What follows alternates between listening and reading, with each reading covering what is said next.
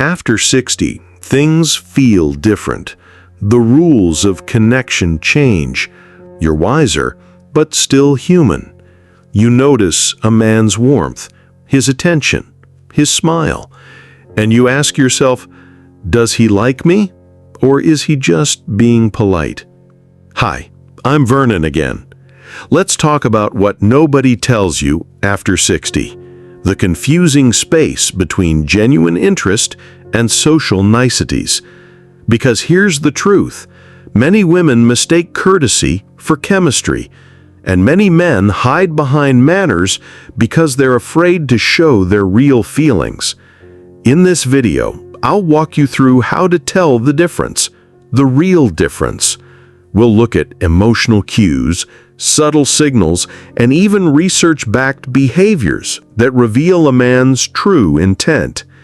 If you've ever walked away from a conversation wondering what it really meant, stay with me. This might change how you see things and how you see yourself. And if this reflection stirs something in you, if it feels like someone finally put words to your quiet questions, I'd love for you to like this video, share it with someone who needs to hear it, and subscribe so we can keep walking this journey together. Now, let's gently peel back the layers of what you think you know and explore the quiet truths most people overlook. 1. Kindness is not proof of interest. At this stage in life, we've learned how to read between the lines, or at least we thought we had. But here's a hard truth we often overlook. Not every smile means something, and not every gentleman is interested. He may open a door, compliment your earrings, or help carry your groceries, and yet that doesn't mean his heart is reaching for yours. It might just be habit, or worse, pity. Real interest shows up differently. It lingers, it remembers, it rearranges time to see you again. As Carl Jung once said, you are what you do, not what you say you'll do. So forget his compliments for a moment and ask, what does he do when there's nothing to gain? You're at a book club. He smiles, nods, makes small talk. It's pleasant, expected. But next week, he brings up the book you loved, mentions how your eyes lit up when you spoke about it. That's not small talk. That's memory. That's intention. That's someone who is truly listening. According to a study from the University of Kansas, consistent behaviors, like remembering personal preferences or initiating future plans, signal romantic intent far more accurately than casual friendliness or charm. So here's your compass. Does he remember or just respond? Does he initiate or simply react out of habit? Kindness is effortless. A nod, a smile, a passing word. But attention, that's a form of devotion. It asks something of him. Time, memory, care. One disappears with the moment. The other remains, not in words, but in the feeling it leaves behind. Because the truth is, anyone can be kind, but only someone who sees value in you will choose to stay attentive. And that choice speaks volumes. Let's sit with that for a moment, because that distinction changes everything. Now ask yourself this: when he's near, is he truly there? Because sometimes it's not what a man says or does, but how deeply he stays in the moment that tells you what you need to know. 2. Presence over performance. A lighthouse doesn't shout, it shines. Steady, silent, reliable. And when the waters get rough, that's when its presence matters most. It's the same with a man's attention. Real presence isn't loud, performative, or dramatic. It's quiet, consistent. He's not performing for approval. He's choosing to witness you without needing to impress. We've all met men who talk the part, who dazzle with compliments, gestures, and rehearsed charm. But when the moment passes, so do they. What you want to notice is not what he shows you in front of you, but how much of him actually stays with you when the moment is over. The Stoic philosopher Epictetus once said, "Don't explain your philosophy, embody it." The same applies here. A man who truly wants to be with you won't need to prove it. He'll live it in how he listens, how he makes space for you, how he doesn't rush. Presence is not about grand gestures, it's about grounded energy. When a man truly values your company, you feel seen, not observed, safe, not analyzed. There is stillness in his attention, not just excitement. So pause with me here.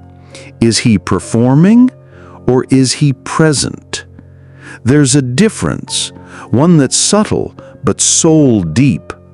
A man who seeks to impress is chasing attention, but a man who seeks to connect, he's offering attention. One is a spotlight, the other a quiet room where you can breathe freely.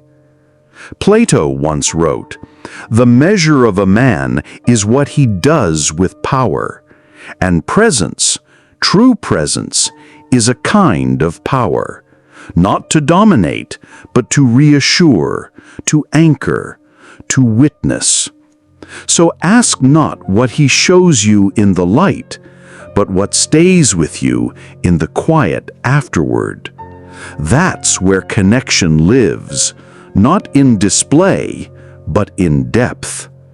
And in a world that often rewards noise, real presence is a rare kind of love, the kind that doesn't just stand beside you, but stands with you.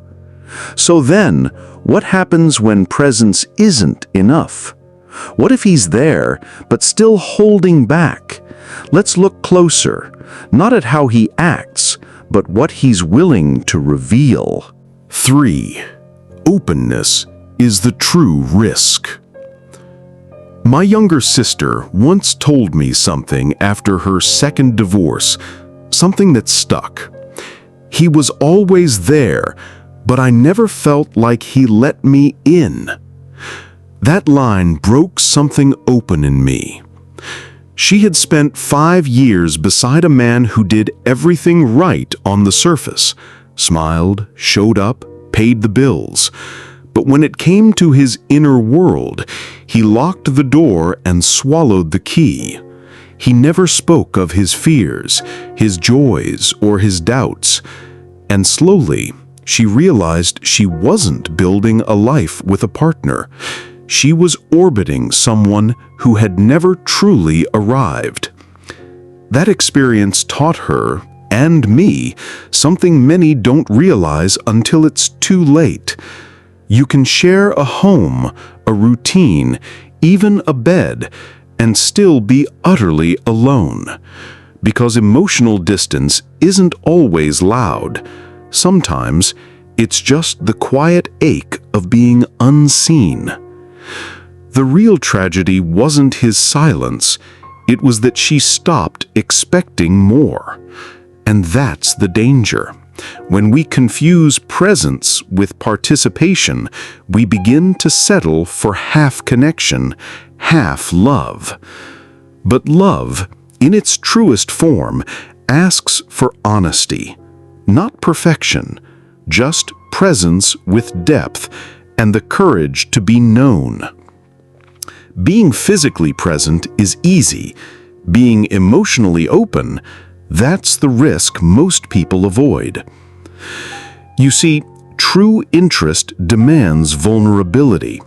It's not just, "How was your day?" It's, "What are you afraid of losing?" A man who truly cares isn't afraid to hand you a piece of his truth, even if it's messy, even if it costs him pride. As the philosopher Kierkegaard once said, "To dare is to lose one's footing momentarily. Not to dare is to lose oneself." A man who never risks emotional truth might be protecting his ego, not building connection. So ask yourself, has he offered you more than just his company? Has he offered you a glimpse into his world, the part he doesn't show to everyone else? Because without emotional openness, even the most charming man becomes a stranger in your story. And that kind of distance, hidden behind presence, can be the loneliest feeling of all. So what happens when a man is willing to be seen, but only in the safest light? When he shares the surface, but hides the substance? Let's now explore the subtle difference between someone who opens up to connect and someone who reveals just enough to keep you close without ever truly letting you in. 4. Partial truths. Partial connection. Some people share like they're opening a window, wide, welcoming, with nothing to hide. Others open it just a crack, enough to let in light, but not enough for you to step through. There's a kind of man who knows how to say just the right thing. He'll tell you a story about his childhood, mention a heartbreak, reveal a flaw, and it feels intimate until you realize he said the same words to 3 other people. It wasn't connection, it was control. A curated version of vulnerability, just enough to disarm you, but never enough to truly invite you in. This isn't always done with bad intent. Sometimes it's habit. Sometimes it's fear dressed as charm. But here's the quiet truth. Real intimacy doesn't come from what someone tells you. It comes from what they trust you to carry. There's a difference between transparency and trust. One says, "Here's what I want you to see." The other says, "Here's what I've never shown anyone." Marcus Aurelius once wrote, "The soul becomes dyed with the color of its thoughts." But what if those thoughts remain hidden, unspoken, locked away? A man who guards his soul too tightly may seem composed, even kind, but beneath that stillness is a door you're never handed the key to. And without access to that inner world, his fears, his dreams, his truths, you're not building a bond, you're circling a barrier. True connection requires exposure, not performance. It invites you inside, even when the room is messy. And when that invitation never comes, what grows between you isn't intimacy, it's illusion. Because sometimes the greatest distance in a relationship isn't miles, it's mystery. And if this part of the video is striking a quiet chord in you, save it. Revisit it when your heart starts to doubt what your eyes see. Sometimes clarity doesn't come all at once. It arrives in layers over time. So listen, not just to his stories, but to what they're protecting. Ask not just what he says, but what he avoids. Because in love, what's held back often speaks louder than what's shared. So, what does it mean when a man reveals very little yet keeps you close? Is it caution or quiet control? Let's move into the final piece of this puzzle, the difference between feeling chosen and simply being convenient. 5. Chosen or convenient? There's a subtle kind of heartbreak that doesn't come from being rejected. It comes from being tolerated, accepted but not valued, included but never prioritized. Too many women, especially later in life, find themselves in spaces where they're kept close but never claimed, where their presence is welcomed but their worth isn't affirmed. Being chosen means someone makes space for you, not out of habit, but from intention. They think of you when making plans. They want your input. Your joy matters to them. But being convenient, that's something else entirely. It means being pulled in when there's an empty space to fill, not because your presence is cherished, but because your absence would be mildly inconvenient. You're the fallback plan, not the first thought. You're called when the silence gets too loud, but not when life is full and joyful. It's a subtle erosion of self-worth, being chosen only in moments of lack, not abundance. It teaches you to confuse availability with value, to mistake proximity for priority. And over time, this kind of role doesn't just leave you disappointed, it leaves you invisible. Like furniture in someone else's home, useful, familiar, but never seen as sacred. Real connection asks, not just, "Are you here when I need something?" but "Are you here because you can't imagine it any other way?"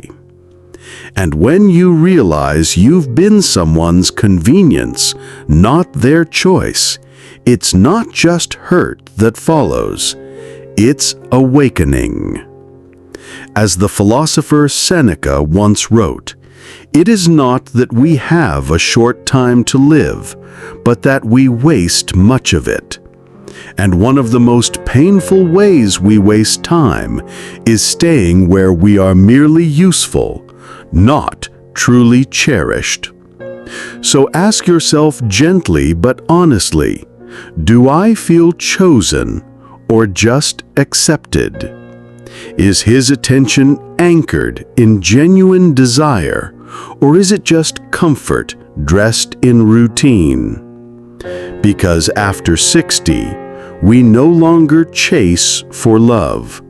We stand for it. We walk toward what's real and walk away from what only lingers when it's easy. And that kind of clarity, that's not loss, that's freedom. Because once you know your worth, you stop negotiating it. You stop mistaking crumbs for care. You begin to recognize that love should not confuse you, exhaust you, or keep you waiting for proof.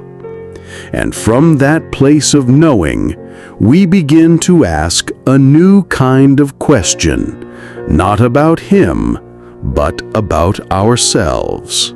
Number 6. Consistency is the language of truth. It's easy to get swept up in a moment. The smile across the room, the unexpected compliment, the late-night call. But consistency, that's the language of truth. A man may say all the right things once, or even twice, but if his actions don't echo his words over time, what you're hearing isn't love, it's noise.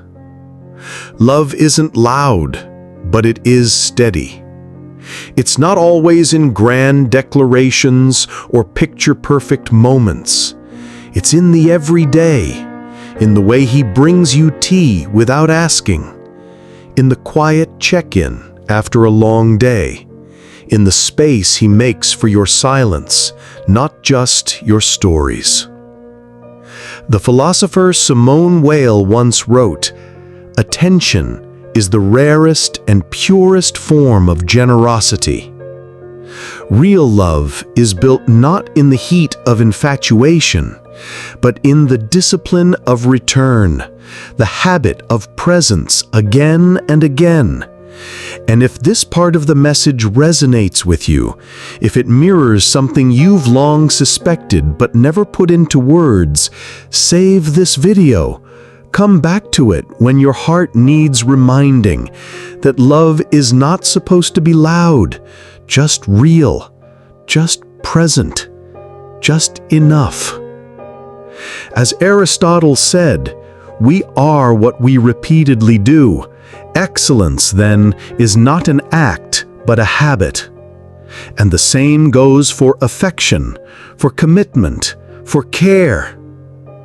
If he's only present when the spotlight's on, only kind when it suits him, only vulnerable when he's feeling low, then what you're building is a pattern of instability, not intimacy. Real love builds rhythm. It aligns word with deed, day after day.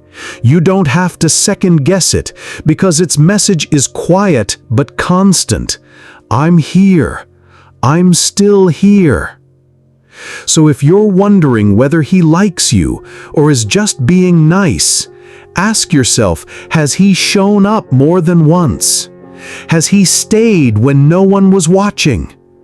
Because in the end, it's not intensity that proves love, it's repetition. And that, more than charm, more than effort, is what earns your trust. So what have we uncovered? That interest wears many masks: politeness, presence, even partial vulnerability. But real care, real love, it doesn't live in performances. It lives in patterns. It's in the way he recalls the details you didn't think anyone noticed. The song you hum while cooking, the story you told once and never again. It's in how he doesn't just stay, he settles into your presence like it matters. And most of all, it's in those quiet, rare moments when he cracks open the door to his private world, not to perform, but to invite you in, to let you witness the unpolished truth of who he really is. As Rainer Maria Rilke wrote, "Love consists in this, that two solitudes protect and touch and greet each other." Real love is not about merging, it's about revealing. It's the courage to let your solitude meet someone else's fully and without disguise. And when a man does that, when he offers not just time, but truth, that's when you know this is not politeness. This is presence with purpose. It's in how he chooses you, not out of habit or convenience, but from a place of genuine longing. Because love after 60 doesn't want drama. It wants depth. And if you've made it this far into the video, then I want to say something to you, not as Vernon, the voice behind the screen, but as a man who's lived a few decades, who's made mistakes and carried regrets. You deserve to be seen, not just looked at, heard, not just spoken to, chosen, not settled for. So the next time you find yourself wondering, does he like me, or is he just being nice? Remember what we've explored together. Revisit these truths. Reclaim your clarity. And if this video offered something meaningful to you, I'd be honored if you gave it a like, shared it with someone who needs it, or subscribed so we can keep exploring life's deeper questions together. As always, stay true, stay wise, and above all, stay open. And I'm Vernon. Thanks for watching my video.